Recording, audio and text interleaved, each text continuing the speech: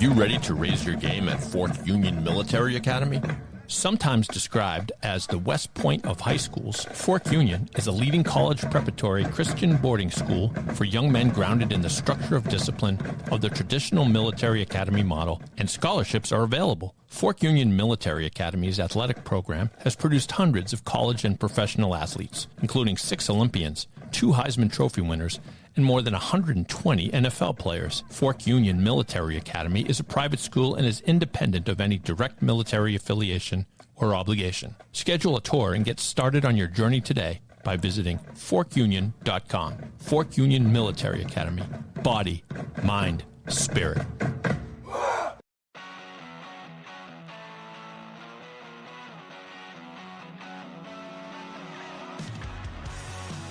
Welcome to New England Lacrosse Journal's Chasing the Goal podcast, your destination for all things lacrosse. I'm your host, Kyle Devitt. Alongside me, the decidedly giggly Owen Hart. Yeah, What's it just up, got me man? like really good before we started, and I just had to I broke the fourth wall, but that was good. It's always good. Before that, though, I want to call a moment where I made Yaz laugh. So Yeah. that is, we're putting that in the bucket right there. Congratulations, Cal Devitt. Yes. That's finally got me to chuckle. That's right. That's right. The self-loathing is only internal. All right. So we have a great guest for you guys today. How do I say your title, Matt? What is your title right now? That's a great question. When I find out what it is, I'll be sure to pass it along. I don't know that I've ever been assigned a title per se. I guess we'll go with like Director of Communications for Dynamic Sports Management and the National Lacrosse Federation. All right, this is Matt Chandik. That's his title. You heard the man. Yeah, we've had a couple media members on here. You know, there's only like 12 of us, so we can only have X amount on. But I wanted to have Matt on just because, like, you know, we mostly interact at the IMLCA. A lot of your background in the sport is doing similar things to what I'm doing. You do a lot more. You do photography, you do video, different things of that nature. I guess to start with, like, how did you get into that? What was your initial interest in media and then specifically lacrosse? So I started writing in college. The guy I knew was the editor of the school paper at Westchester University and the sports editor, and wanted somebody to cover basketball.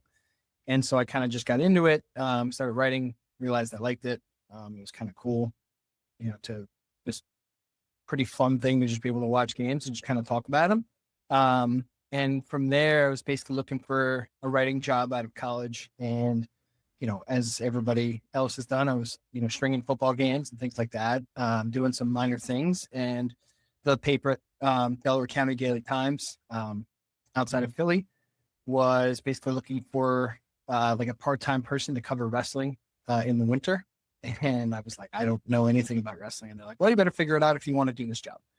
So I was like, okay. And wrestling in Pennsylvania is a massive, massive sport. You know, I'm pretty sure PA is like the top state in the country every year. So people are very, very passionate, and they can figure out pretty quick if you don't know what you're talking about. But so definitely took some flack there because, you know, you're trying to drink through a fire hose basically as you're, you know, trying to learn the sport. And kind of go from there. So long story short, then in the spring, when wrestling season wrapped up, they were like, hey, we need somebody to cover boys lacrosse. And keeping in theme, I was like, I don't know anything about boys lacrosse. And they basically once again said, well, figure it out. The good thing is I do have a pretty extensive hockey background growing up playing, you know, and since then I've coached, I still ref, I do a little bit of everything. So I was able to kind of generally figure out, you know, ball/puck goes in the net. Good. And fortunately for me, that was the first year. It was in 2011. So that was the first year that Haverford School was like the top team in the country, and they went undefeated. So it was a pretty cool introduction to like, hey, this is not just like a good sport for, you know, this area. It's a good sport nationally. And, you know, obviously got to figure it out a lot quicker than I did wrestling. And from there, did that for 2-3 years. Ended up meeting a future boss of mine who I started working for at a company outside of Philly, and basically worked there for 3 years in terms of marketing and media and event promotion. Though it looks a lot different than it did back then. And for a while, after that, I tried to get out out of lacrosse and sports in general, try to work a corporate job. I think I lasted, I don't know, 15 days before I realized how much I hated it. Maybe even less, to be honest with you. It was just not for me, like the 9 to 5 grind and everything being so structured is definitely not my strong suit. And so I was just like, all right, I got to do something else. And basically just started freelancing in lacrosse again. And that's where I met my current bosses at Dynamic Sports Management while freelancing for an event actually at UMass. The now defunct Warrior All-America Games was like a youth regional all-star type thing. It was pretty good, but unfortunately a victim of COVIDs. And basically they were like, hey, do you think you'd be interested in working for us full time? And I said, sure, but I'm not moving to Long Island, which is where they are based out of. And they said, that's okay. We can work around that. And so ever since then, I started doing all the marketing and social and all that for Dynamic, which covers all of the Team 91s, Leading Edge. My lacrosse tournaments is the tournaments business. Obviously part of it is the NLF. And basically shortly after I started at DSM, they were like, hey, the NLF needs somebody to do social content. And I was like, I think I can do that. And I would say since then that role has grown tremendously into a lot more than just posting a couple pictures and reels. It's everything that it is today. Playing lacrosse is a hard place for non-lacrosse people to understand at first. And I'm sure we have this issue. If people ask you what you do, I kind of like take a breath and I'm like, and then I try to like explain. We've all had that. I'm sure, like I said, you just probably do all the time. It's a really, really difficult thing. But at least you didn't even come from it. You weren't a lacrosse guy at all. You kind of got into that later. Would you say that you think it's becoming more accessible to the outside world, whereas people are kind of like more and more growing the sport? And it's like now is like you get less more kind of glazed over eyes when you talk about your job than you maybe did 5 years ago or now? Yeah, I think so. I mean, I definitely feel like it's grown. I do think, unfortunately, some of the issues with lacrosse is growth. It's like a lot of the price point, frees out a lot of families. Unfortunately, it stinks. And it's obviously the same thing with hockey, probably even more so because you're going to get skates in hockey. And those are not cheap. So, that is unfortunately kind of it. But I do think that there's been, let's say, growth in popularity. And just you look at you have your traditional hotbeds of Long Island, Philly, Baltimore. I would say those are the top 3. And then after that, you got like Jersey, New England, and some others. But you're really seeing the kind of the growth of the sport all over. The top prospect before he reclassed up to go back to Notre Dame football is Dylan Faison. He's from Florida. We've had some pretty high end guys from across the country. I mean, the West Coast Stars swept both of the recruiting divisions at this past summer's NLF National Championship. You've got all the best teams there. You've got over 300 college coaches there. Obviously, it's a big deal. And you've got kids from, SoCal, NorCal, Arizona, Utah, whatever, putting on the map. So to answer your question, I would say it's definitely kind of grown across the country, and there's definitely a lot more recognition to it than just, than there originally was. You're working on the event side a lot, and I didn't have a ton of experience with that until Inside Lacrosse started doing their own events while I was working there. And then they're like, here are 10 games to go watch. And I'm like, what do you want me to do? And they're like, pick out kids who are good. I'm like, these kids are 12. It's kind of, but I learned a lot from that because that kind of gave me my limit. Like, I'm not going to do 8th grade. Yeah. Like and even then, even now, like we're doing stuff here at New England Lacrosse Journal where I'm like, I don't want to like do stuff with freshmen. Like, I don't want to do that. Even if the kid's like incredible, right? Like perfect example is like, last year was like Landon O'Neill, right? Like, it's just like unbelievable. He's earmarked to go probably ACC or anywhere he wants, really. Like, he's a monster already, and he's a sophomore. But last year, he was one of the best players on the team that got to the finals. So, like, the levels of lacrosse and where you're from is less important now. But I'm always interested from a events showcase standpoint, what are some of the things that you might see that maybe someone like me that is just there to see the kids like don't see, putting that together, and some of the difficulties surrounding that aren't like scheduling or something like that? Oh man, it can be really, really difficult. Obviously, with an outdoor sport, the biggest thing is you're at the mercy of the weather, right? So we've had, this past summer I run 1% lacrosse, and we had to cancel the All-Star games because it was 105 degrees and the kids had already played 3 games. And it just didn't seem like asking them to play a 4th game was very conducive to their overall health. So I would say the first thing is you're always at the mercy of the weather, right? Good, bad, and different. I mean, we've done it in 105 degrees. We've done it in what felt like 5 degrees, and everything in between. So I would say that's a big one.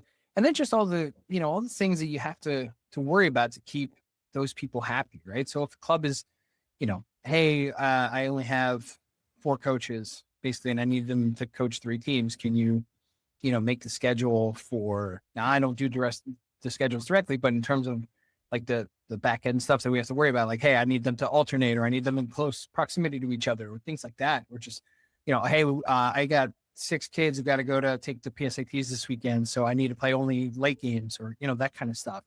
I think that's a big one. And finding the right matchups and, obviously the getting up early and getting to the event at 5, 6 a.m. Is never early. It's never easy. That was the worst. And that was the worst part of doing events.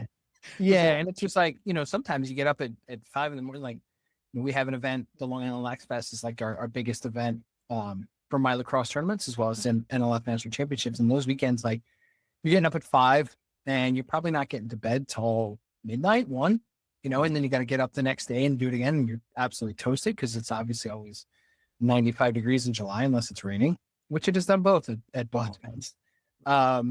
So I think just, that's and then you got to get back and like do it again 2-3 days later, or, 5-6 days later, while also maintaining all the operational stuff and keeping that going. I think that constant juggle throughout the summer and the fall. And now it seems like, I mean, Kyle, you've been around this long enough. The schedule didn't used to be like this for high school. It was June, July, November. That's it. Yeah. Now it's June, July, October, November, December, January, let's do this. And that's fine. It's great. It's more opportunities for players to play the game that they love, but it's a lot in terms of, I probably worked 25 weekends last year, strictly off of tournaments, or in some regard. Which, listen, there's people that are making a living in a much more physically and mentally demanding way, but it is a lot. I have 3 young daughters, so to kind of be away from them all the time on weekends. And, hey, can we go to the beach this weekend? No, Dad's got to go somewhere.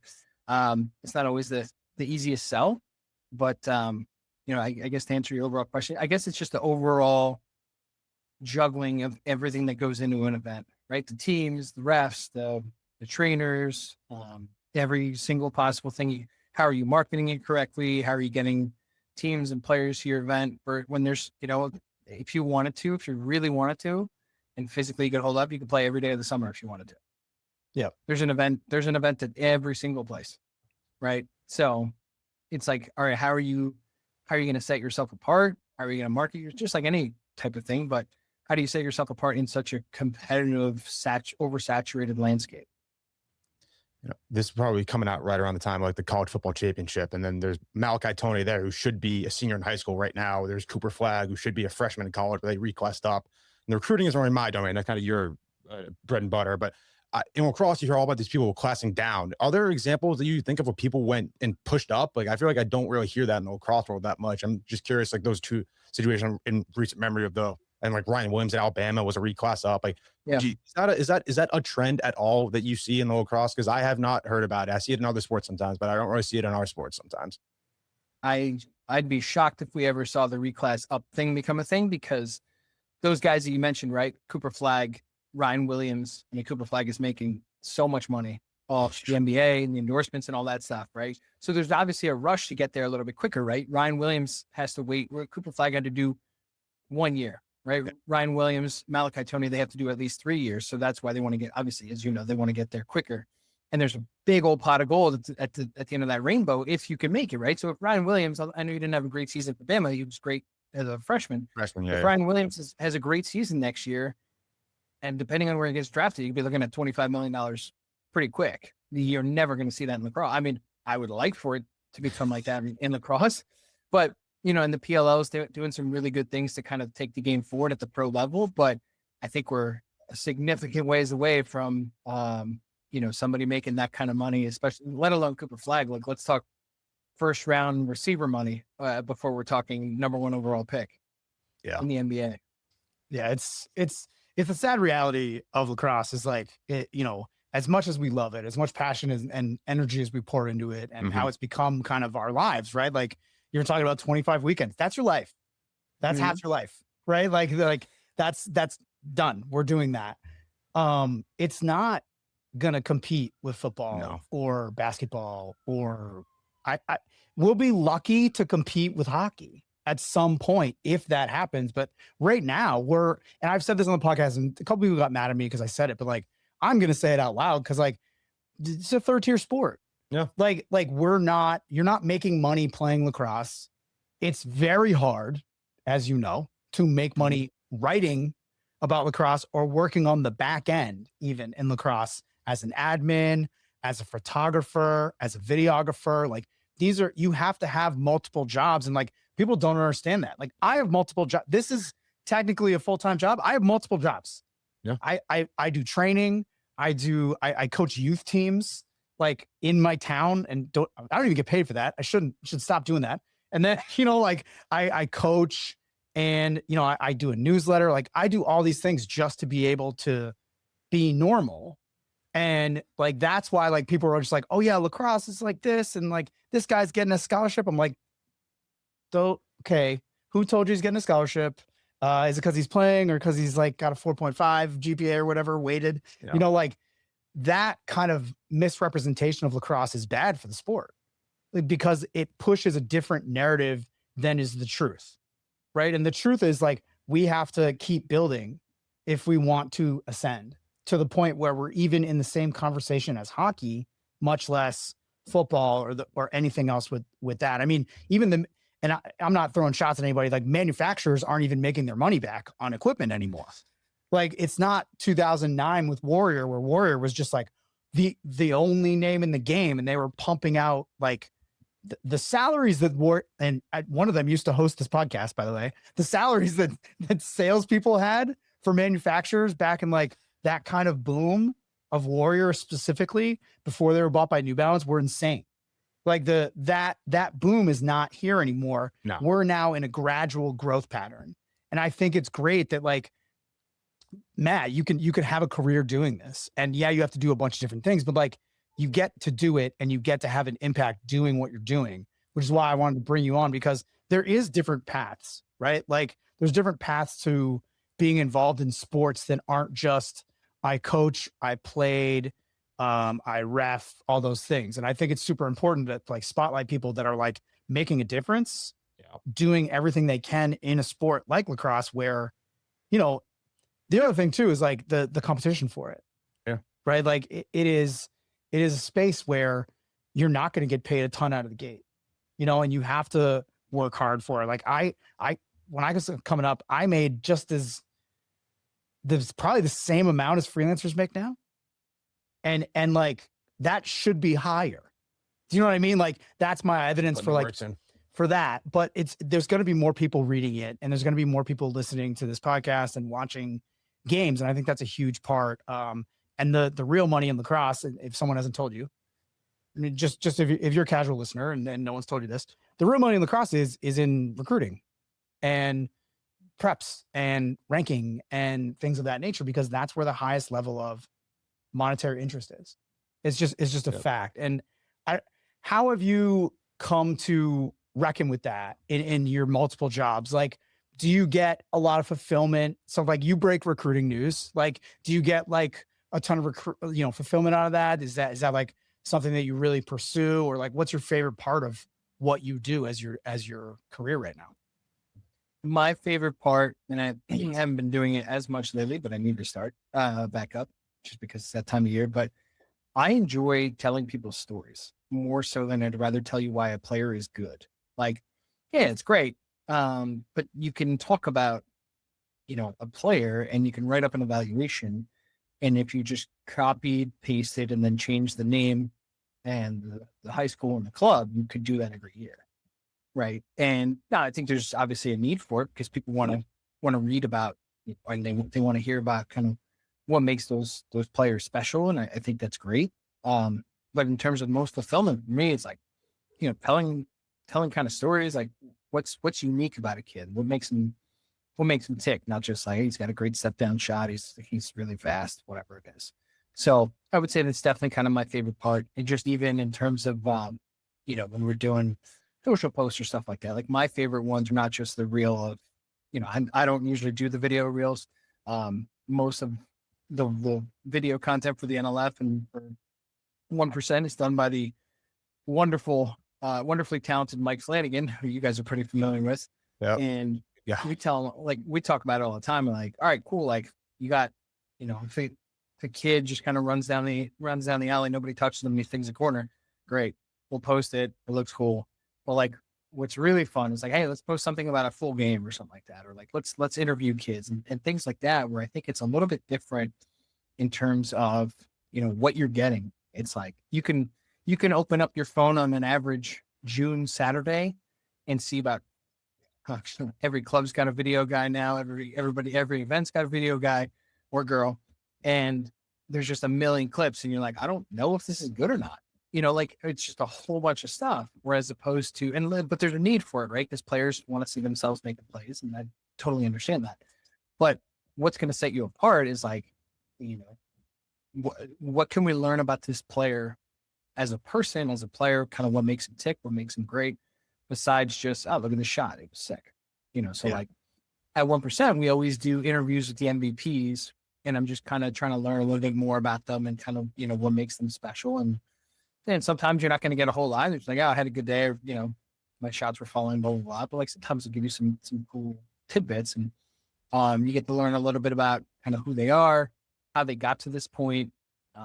And I think that's a little bit more. I also like to do a lot of like, over the shoulder interviews, just because I think anytime you can kind of get a player's face out there, it helps kind of relate a little bit better.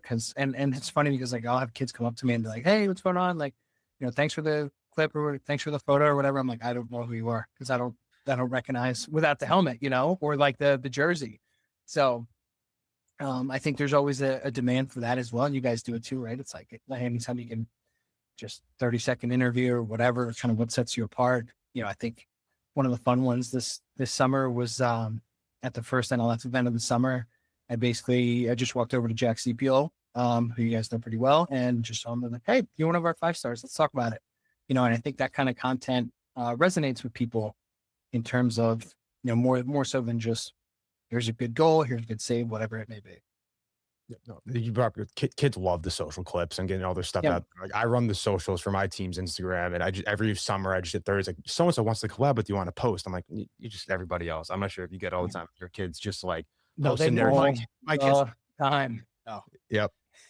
they're not So asking like, me. all right, yeah, you scored, cool. Yeah. How many times are you gonna post it? Well, it's important because I think the thing you're speaking to is the context, right? Yeah. And the problem with a lot of I don't want to say the problem with lacrosse media is this. That's not what I mean.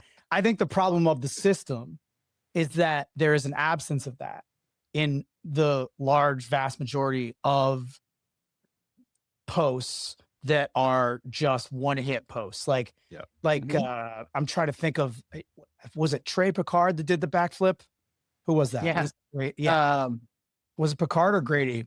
One of the four-leaf kids. Picard. It was definitely Picard. Yeah, Picard did a backflip, and like, I can't tell you how many kids that I know or that are just like friends with me. I had nothing connected to this kid at all. I hadn't written about him at that point very extensively. Just send me the clip. And I'm like, why are you sending me this? Like, they're like, oh, he's from New Hampshire. I'm like, he goes Holderness. He's not, what? Like there's a lack of context to, and speaking again, something we talked about on a previous podcast, the generational gap for that is like, for me, I'm like, it's not that I don't care because I'm older. It's like, yeah, that was cool. Like, what do you want me to do with it? Right? Like, what did it mean? Like, I didn't know the context of that coming around. And for me, like, and I'm not saying this to like big up myself. Like, I get sent a lot of weird stuff all the time. Like, I'm sure you do too, Matt. Like, people just send you clips of like, this is me scoring 3 goals and it looks like it's shot on a potato. And you're like, cool, dude. Thanks for sharing. Like, what do you say? Like once lacrosse gets to a point where like first of all, these kids are already doing their own edits. Yep. Like that's already happening. There's one kid in every high school right now in the country that is doing edits for the sports teams and is like posting them on social, and like that's a career path for that kid. I was that kid. Now, don't do that if you're a lacrosse person and just do lacrosse. You have to do it for all the sports because then you'll make money. And someone will hire you, like a college will hire you. You know what I mean? Like, I think that's a super important skill set to have. It's not one I have. So when people send me stuff, I'm kind of just like, it looks great. You know, like there's not a lot that I can do with it. I'd rather have a conversation with you than you send me a photo or a video of you doing something cool. Like for me, because again, writing is my medium, right? And you know, there's this, whatever this is, right? Like I do this as well, but the impact of the video for me, for the clip specifically, the clip is not impactful. And I don't know why that is. I don't know if it's because I'm older. I don't know if it's because I want to see more, or I think it's maybe you have to prove to me that matters. Yeah. And maybe that's like, maybe I'm being cynical. I don't know. Like when that happens to you, Matt, like what do you see when someone does that? What's your follow-up to someone being like, check out this clip I did? Is it them trying to get you to hire them? Like what's the context when that happens to you? How do you from a player perspective or like a content creator perspective? I think both is relevant. Both are relevant. Well, a player, I mean, to your point of shot on a potato, which is perfect because I use that expression all the time. Yeah. It's like no one is like, it might be a cool play, but if it doesn't look good, it's not going to play well. And so you might score the sickest goal, but unless you had a B-roll guy there, you know, like the game film, because it's just high up, it's going to be tough to really play well on social. Like, congrats on your sick goal, but like, I'm not going to collab with this. Like, people will send me stuff to NLF all the time, like, hey, collab with this. No, like, this is not what we're looking for, you know, to portray. And I think obviously, as you guys know, like you're running a brand basically on social, right? So you're controlling the image of everything that goes out. And it's like, you know, I've had people be like, why don't you just like accept everything? God, no, we don't want to do that. You know, it kind of dilutes the quality of what you're doing. So not every clip or not every batch of photos is going to be the best that we put out. But at the end of the day, like, you're the one controlling that brand in terms of like what you want out there. And if it doesn't look good, it's not going to really play well. Like we've also seen like a massive influx of followers since like collabs became a thing on Instagram. So a kid will collab with us and, you know, hey, I just committed to whatever, Princeton, Virginia, Duke. And that's great, but it doesn't really do a ton to benefit like our platform, so to speak. Like, yeah, sometimes you get a slight boost in followers, but at the end of the day, those followers really aren't that engaged with your content. So it's funny, like I've noticed, like as our followers have gone up, like the engagement rate is kind of dropped, and I think that's a big reason why, because it's like, you know, it's just it's another commitment at it, and you're like, all right, sick, okay, this kid's going to Notre Dame, that's great. Like, it's not necessarily the message we want to put out, other than just, hey, look at all the commits that are coming out from, you know, the NLF in this case. You know, when we're doing stuff for like 91 or Leading Edge, I'm not collaborating with the kids when they put out their stuff. We're just putting out our stuff that's going to have, you know, Leading Edge or 91 or whatever. We get a template made, and then we're able to kind of use, you know, some really good action shots that we got over the course of the year, because then you're putting it out there from your thing. So to answer your original question about content creators, is like, I'm not accepting anything unless it's out of this world, you know? Right. And I've had a couple times where like someone like, hey, I got this clip, can I collab with you guys? I'm like, no, I'll throw you a couple bucks. We'll post it from our account, you know, because we want to just kind of control that in terms of whatever looks like. Now, obviously it's going to be different, right? Sometimes you need one clip and you're like, all right, it'll be a couple bucks. And other times you're like, hey, I'd really like to get a full YouTube video of this. Obviously that jumps up a little bit. So you got to kind of balance that out. But to answer your earlier question, I really don't accept much.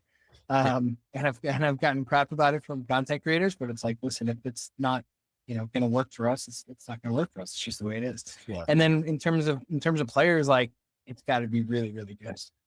It better be off the drugs good, because otherwise you still want to control it from not just the NLF, which is obviously a little bit more, high up view, but in terms of like our club and stuff like that, we want to make sure that stuff is originating from there and portraying the message and the brand vision and the identity that we want to portray.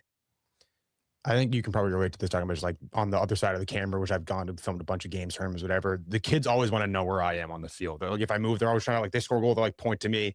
And as a content creator, I love it. But then when I'm coaching, I'm like, stop, no, get away from him. Stop in the huddle. Stop mugging for the camera.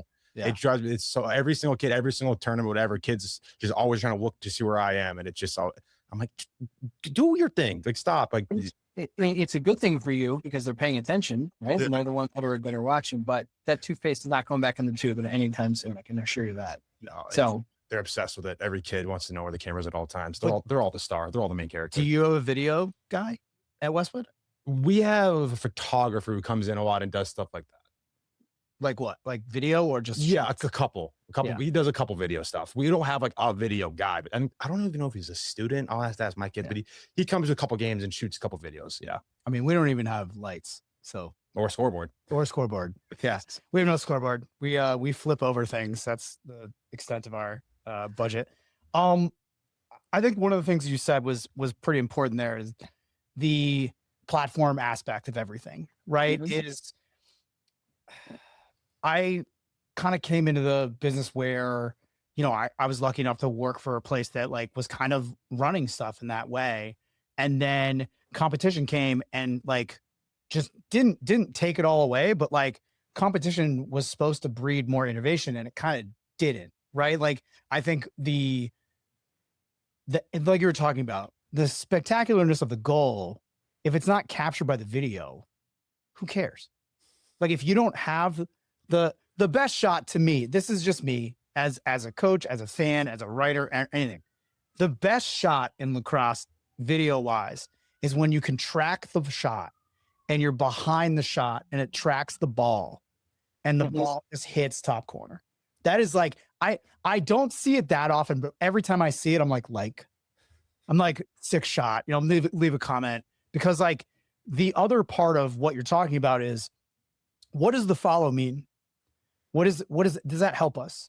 And what you're talking about is you're getting more followers, but like the engagement is not going up, because the other part of this is the generational part of like, it's cool not to interact, like it's cool to be nonchalant, like as the kids say that you're not allowed to say nonchalant in my huddles ever. Like, it's like a demon word. I'd rather have you say any other. I hate that word. I haven't had that. I hate it. It's my desk. It's a thing that like is happening, and it's a trend that I hate of like, you're so good you don't have to try, which is like trying isn't cool, which is stupid, because like trying is always cool, even though like as a try hard myself, which everybody knows, and I would say I'm labeled as that across every single profession I've ever had, is such a try hard, and I am, because I believe in trying hard and I believe in doing that. I don't care that people don't like it. Like, I think that's so stupid. But like the social currency of social media is so different now than it was. Do you think it's COVID, Matt? Do you think COVID changed it, or do you think it was coming anyway? I think it was coming anyway, to be honest with you. It's like you started seeing it and just, I mean, it's so funny because like I can think back to when we started doing coverage on Instagram way back when. It was like you could do like one photo and that was it, right? And like, yeah, and even that was like starting to get some attention, because it was like, hey, it was something different. You try to get as many different teams as possible, and then you could maybe put a blurb in about like, loved watching Joe Smith from whatever Massachusetts. This is what I thought it was good. And then you would have a photo. And you're like, all right, just kind of an evolution off of the artist formerly known as Twitter, where you could just pop up like, this kid was great. He's got 3 goals. I mean, I guess you could still use that in this day and age. So I definitely think the engagement and the audience has gone down on, I guess X is what we're calling it today.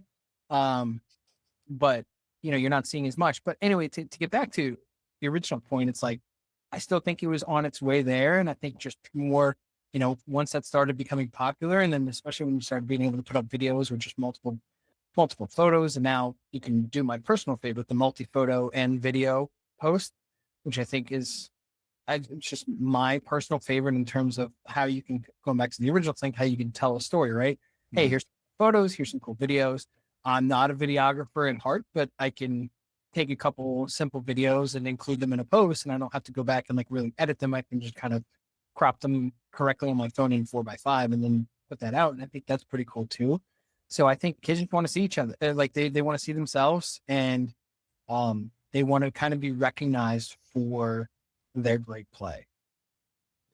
I don't know if you agree with this, Kyle, but it just summer highlights are sometimes difficult to watch. The fields are all dirty. Everyone's wearing different jerseys. Everything's in the background. It's like spring highlights is way more easier to kind of digest. If you're watching the kids' highlights in the summer, I'm like, wait, who's where on the field? And the camera's like 9,000 feet away sometimes. Take it up like, with VO. Yeah. Take it up with VO, my man. Like the companies that are doing it are kind of like coming from different sports to lacrosse. Like VO, I think, was a soccer company and then came to lacrosse to do stuff, right? So their angle, like I don't find that angle helpful. Do you know what I mean? Like for analytic or organizational purposes, for me, I don't find. You're saying the on-field B-roll stuff? No, I'm saying like the top-down. Oh, got it. Thing. I don't find that the drone stuff. I just find that irritating as someone that's trying to figure out who's who. I would rather have a little higher and just get like good diagonal shots. I don't know. Like my favorite thing ever is this is so dumb. Everyone's going to make fun of me. My favorite thing ever with like video stuff is the spider cam. I think the spider cam is like the greatest thing ever. Like if I could watch an entire game on a spider cam for lacrosse, I'd be happy. I know it sounds stupid. I don't care. I think it's the best. It's dynamic, right? Yeah. Like the reason those kind of videos don't work is there's no camera movement. There's no movement of where the camera can be placed or the angle of what the camera can take. So you're looking at the same thing, doing this every once in a while, like just moving left to right. And as someone that watches a ton of literally like a ton of it, even college level guys, even the NESCAC, sorry to attack the NESCAC again. I know I get a bad rap for that, but like some of these NESCAC games are like, could you just get someone to operate the camera? Yeah. Like that's all I want you to do. And you just get the camera nice enough where I can see the numbers. That's kind of like, it's so funny that we're talking about how the dynamism of social media for the recruits and stuff just dies when it gets to D1 and college. Why don't all these college teams have someone doing that? Like that's kind of where I'm like, that's where if I was starting over again, I'd be like, well, that's where the money is. I'm going to go do that. Like that's where, the sport is going towards showcasing the showier parts of it in an interesting way. And to your point, Matt, telling a story while you're doing that. That's the bet. That's basically like hybrid documentary filmmaking. Do you know what I mean? Like that's what the sport needs and like does not have enough of. PLL does it.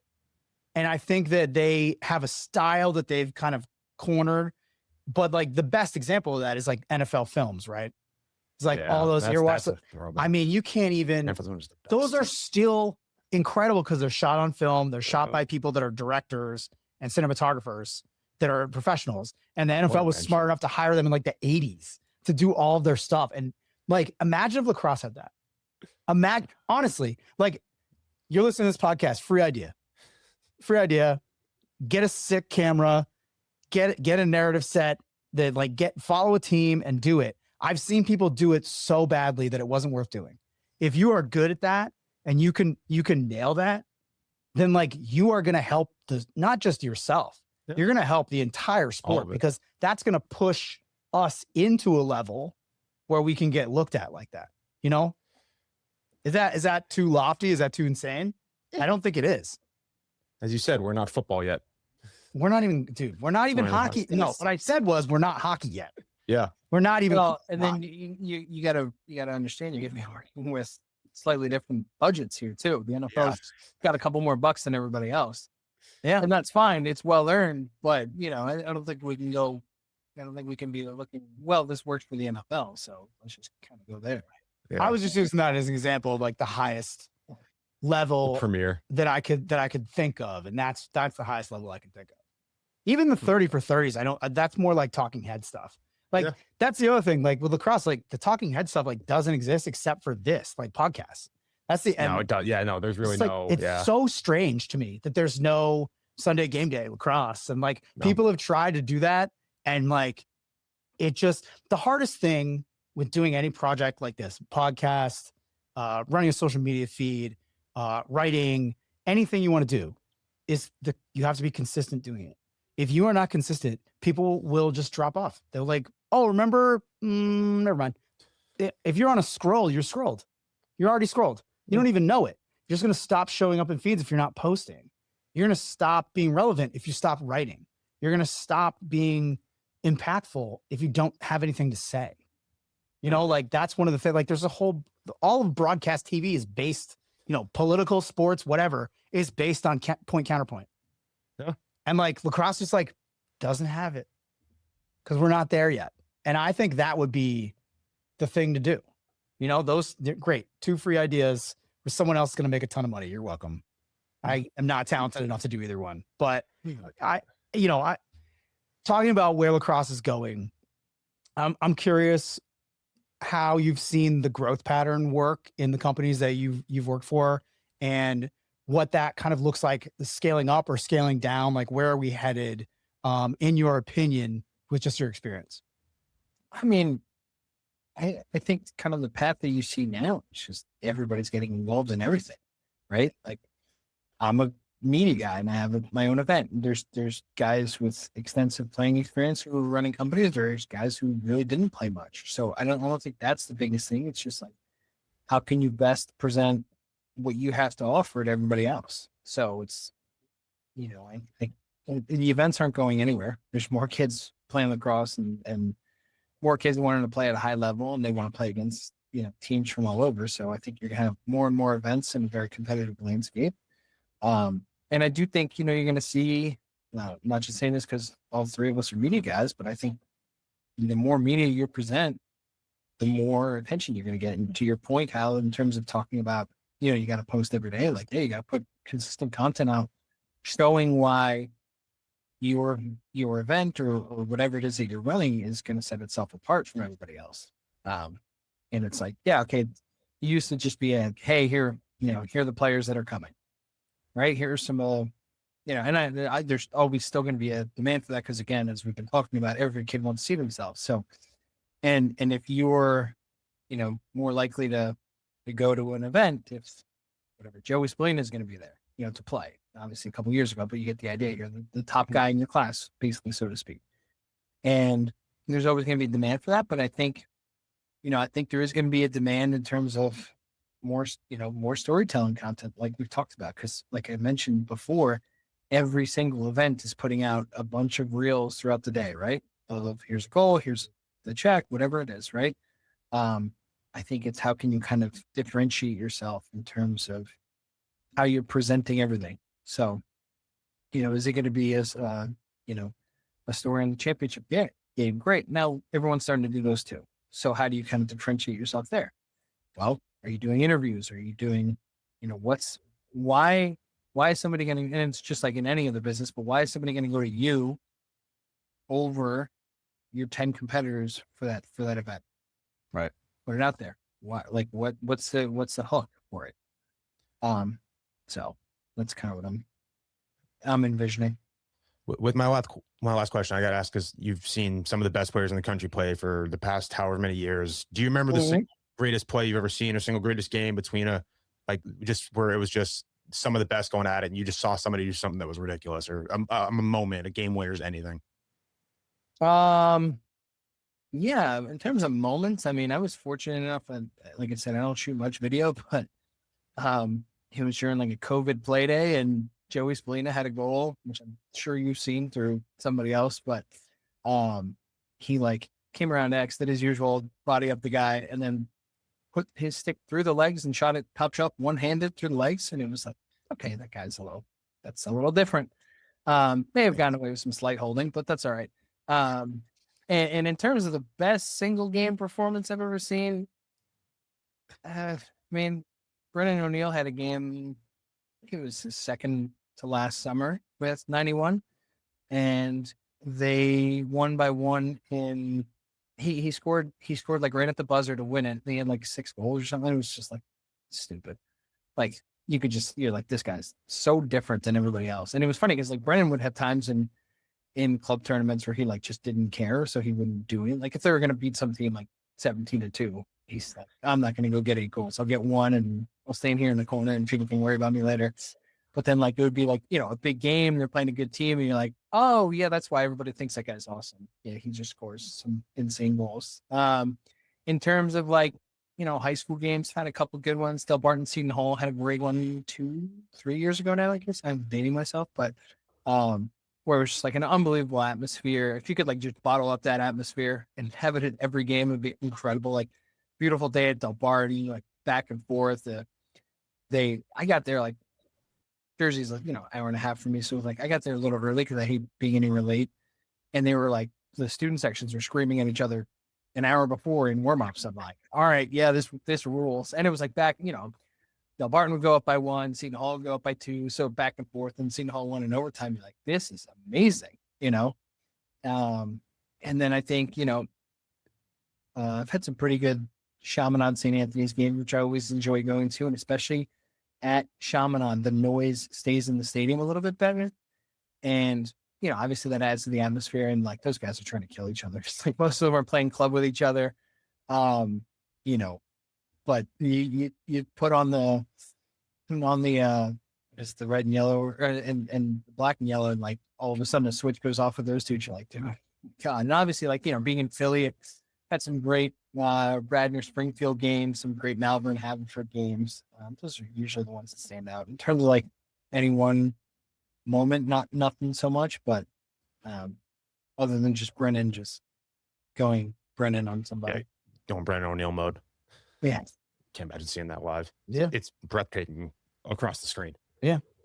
It's it's so funny. So like you see these goals and like I start laughing when I go to share them from like the 91 account. I'm like, I don't know. It was supposed to be a twister the other night, and it was like a little bit different than a twister. I was like, what is he even like? How does that even come to your head where you're like, this is what I'm going to try here? And you just stuck it from my game 10 yards out, and you're like, all right, this is absurd. Yeah, he's definitely next level. Well, Matt, thank you so much for coming on the podcast. It's always fun to have like a fellow soldier. And that's gone through the trenches and then can talk and speak to a different part of the sport than I don't even do social anymore. I despise it. Just that's my personal view on it. But thank you so much for coming on and sharing the stories with us. We appreciate it. Yeah, absolutely. Yeah. Thanks a lot for having me, guys. Really appreciate it. And thanks again for listening to New England Lacrosse Journal's Chasing the Goal podcast. Rowing hard. I'm Kyle Devitt. See you next time.